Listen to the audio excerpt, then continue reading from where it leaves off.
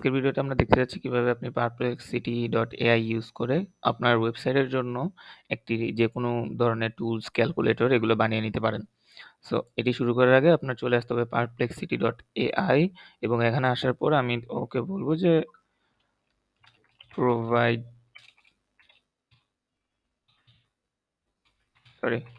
provide me an HTML code for a যেমন এখনের জন্য আমি শুধু চাচ্ছি যে ও আমাকে একটি ক্যালকুলেটর বানিয়ে দিক, জাস্ট নর্মাল একটি ক্যালকুলেটর বানিয়ে দিক। ফর এ ক্যালকুলেটর তো আপনি এখানে যেই ধরনের টুল চাচ্ছেন আপনি সেটি বিস্তারিত এখানে বলে দিবেন যে এইচটিএমএল কোড ফর দিয়ে আপনার যে টুলটি দরকার সেই টুলটির নাম লিখে দিবেন।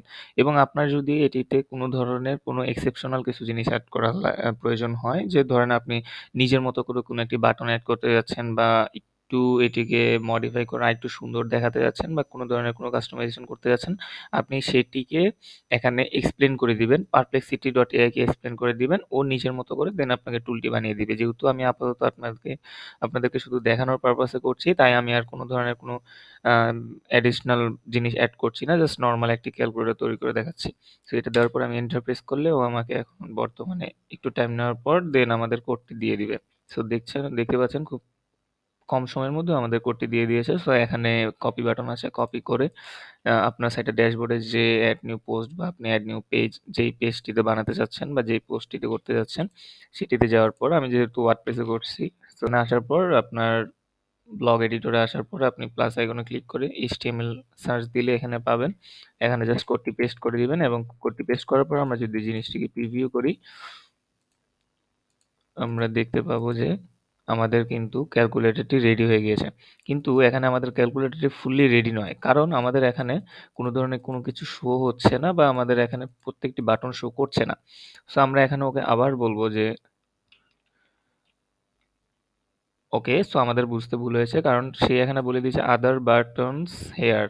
ও ফুললি কমপ্লিট করেনি, আমাদের বলে দিয়েছে যে আমরা যাতে বাটনগুলো কমপ্লিট করে নিই। বাট সেই ক্ষেত্রে আমরা বলবো যে provide me the full calculator code which will work properly. দেখা যাক সে আমাদের কি প্রোভাইড করে। কোড দিয়েছে, তবে এখানে কিন্তু ও বাটনগুলো অ্যাড করেনি। সো আমরা ওকে বলে দেই you have to add all the essential buttons. আমরা বলে দিয়েছি। এবার দেখা যাক ও বাটনগুলো অ্যাড করে নাকি না। এবার দেখতে পাচ্ছেন ও কিন্তু বাটনগুলো অ্যাড করে দিয়েছে। সো আপনার এভাবে ওকে বিস্তারিত বলতে হবে, যখনই আপনি কোনো প্রবলেম ফেস করছেন তখনই আপনি আবার ওকে এক্সপ্লেন করতে হবে বা ওকে বলতে হবে ফিক্স দিস, বা আপনার যে প্রবলেমটা হচ্ছে সেটা ওকে এক্সপ্লেন করে দিলে ও আবার নিজের মতো করে এআই টুলটি আপনাকে তৈরি করে দিবে। সো এইবার আমরা কোডটি দিয়ে দেখি এবার আমাদের কিরকম ক্যালকুলেটর বানিয়ে দিয়েছে। এবার দেখতে পাচ্ছি আমাদের বাটনগুলো ঠিকঠাক আছে, যদিও কিছু কাস্টমাইজেশনের দরকার আছে, এখানে স্পেসিং একটু দরকার আছে, বাট জিনিস একটু ওয়াইড হইলে আরো বেটার লাগতো। সো এই জিনিসগুলো আমরা ওকে এক্সপ্লেন করলে ও আবার ঠিক করে দিবে। তবে আমরা দেখি এটা কাজ করছে নাকি, কিন্তু কাজ করছে বলে আমার কাছে মনে হচ্ছে না, কারণ যেহেতু আমরা এখানে কোনো কিছু ক্লিক করার পর কোনো কিছু শো হচ্ছে না, আনডিফাইন্ড দেখাচ্ছে।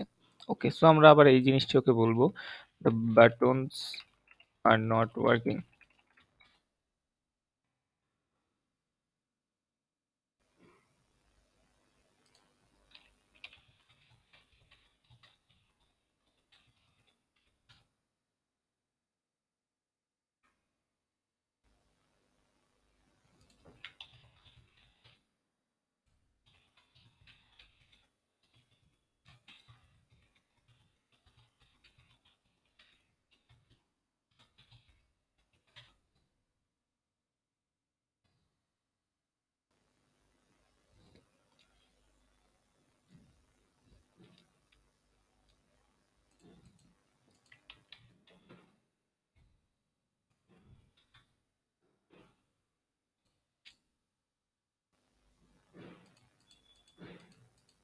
ওকে, তো আমরা দেখতে পাচ্ছি এবার কিন্তু আমাদের ক্যালকুলেটরটি ফুললি ওয়ার্ক করছে।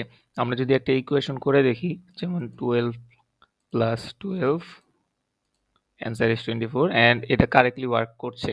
সো দেখা যাচ্ছে যে আপনার যেই প্রবলেমটি হচ্ছে আপনি সেটি জাস্ট ওকে এক্সপ্লেন করবেন। যেমন এখানে আমার প্রবলেম হওয়ার পর আমি বাটন ইজ নট ওয়ার্কিং দিয়েছি কিন্তু ও কিন্তু আমাকে প্রোভাইড করেনি কোড। আবার আমি দিয়েছি the code is not properly working, ও আমাকে কোড প্রোভাইড করেনি। বাট এরপরে এট দ্য এন্ড আমি যখন বললাম যে provide me a new fresh code for a simple calculator, then কিন্তু ও আমাকে একদম কারেক্ট একটি কোড দিয়েছে। সো যখনই আপনার প্রবলেম ফেস করছেন ওই প্রবলেমটিকে ওকে এক্সপ্লেন করতে হবে, ওকে এক্সপ্লেন করে দিবেন যে আমার এই জায়গাটাতে প্রবলেম হচ্ছে, ফিক্স দিস কোড। আর আপনি যদি না পান আবার স্টার্টিং থেকে শুরু করবেন যে provide me A fresh new code for a simple calculator, যেহেতু আমি দিয়েছি আপনারা যে কোনো কিছু দিতে পারেন। ওয়ার্ড কাউন্টার টুল আছে, যেমন টেক্সট রিভার্স টুল আছে, অনেক ধরনের টুল এখন অ্যাভেলেবেল আছে।